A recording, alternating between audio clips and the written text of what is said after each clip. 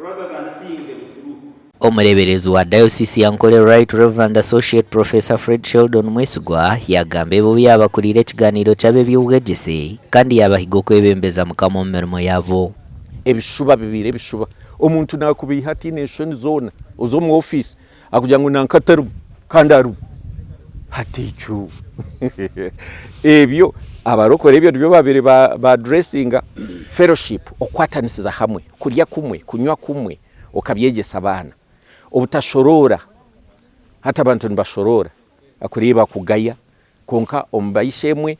no wabira inesente not inesente bona akaba ari omuntu omwe ogunagera ngo kutungura ebyobwegyese mu diocese ejin chumwa habigenderwa bukore vorecherire aho yabashabira okwatanisa nawe okujanjaza enjireji abana bingi bashikire binempapura takayishuburiro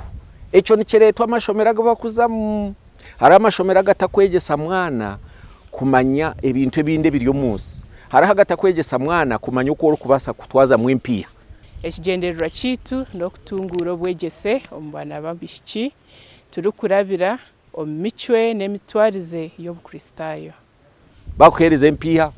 nuzikorera ki omuntu yakuha miliyoni 10 nabamwe nico kurebera nibagwiraro so hari bakweta financial literacy ebyo ntwenda kubibegesa oguhona najera ngo bagenderire ku buture byenyico zo mashomera gari ha musinje gw'edini ecyari kugira ngo nkiza kongera obucurera hamwe no kurwanisa obutabanko maka ito kunu yari twine na mugabe ebyo konka ebyo butegeki tikuma bikabaho nko kubyabireho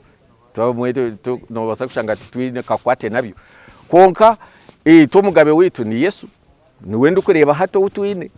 kandi ahwerire munonga abantu kutebekanisa ebyo bwegese birunjo mu burcanga no musinje murunji gwentunguko mwihanga aha bwa TV West and era akiza